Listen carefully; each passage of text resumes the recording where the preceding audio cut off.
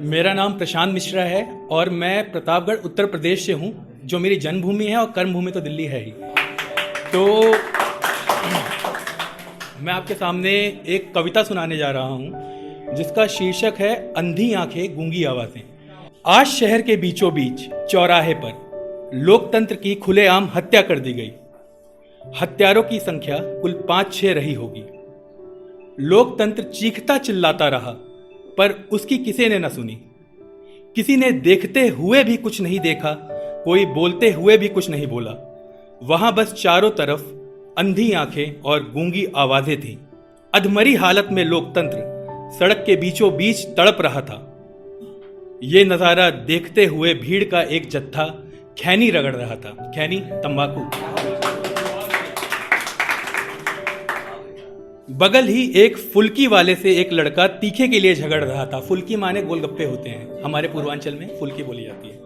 कुछ नवयुवक जो हम देखेंगे गीत गुनगुनाते हुए कई बार देखे थे मैंने, वो बस वहां इस मंजर को कैमरे में कैद करने में व्यस्त थे।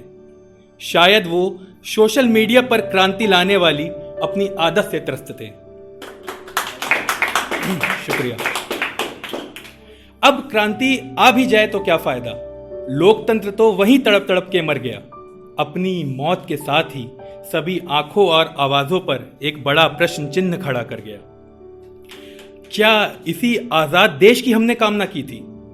क्या ये आजादी हमें आंखों वाला अंधा और आवाज वाला गूंगा बनाती है, या फिर आजादी ने हमारी नसों में दौड़ता खून पानी कर दिया है, जो सिर्फ बहसों और सोशल मीडिया पे ही खौलता है?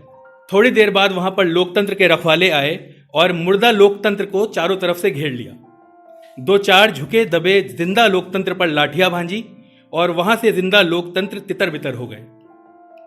अब लोकतंत्र को आंखों से दिखने लगा, क्योंकि वो बचाव में सही जगह भागने लगे थे, और उनकी गूंगी आवाजें फिर बोलने लगी, क्योंकि हो हल्ला मच गया था।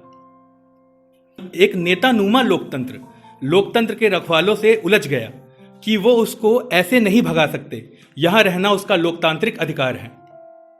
उसने बहस करके सब रखवालों को अकेले ही शांत कर दिया। फिर शान से आया पान की गुमटी पर पान बांधने को बोल के वहां 2-4 संवैधानिक धाराओं के बारे में पान वाले को बताने लगा। अब यहां से मेरी एंट्री होती है।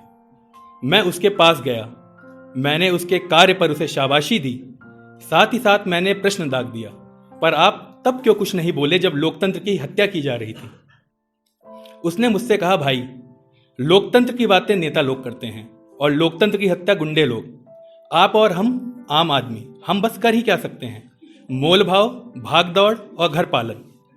इससे ज्यादा क्रांति आम आदमी को या तो सोशल मीडिया पर दिखानी चाहिए या फिर नुक्कड़ की बतकही में। हमारे लिए तो बच्चों का पेट भर जाए और घर की औरतों की इल्लत, बस इतनी ही क्रांति है हमारे लिए। इतना बोलकर वो वहां से निकल गया। उसके जाते ही मेरी आंखें चौंधिया गई और आवाज कहीं अटक गई, और अब मैं भी आंखों वाला अंधा और आवाज वाला गूंगा हो गया। शुक्रिया।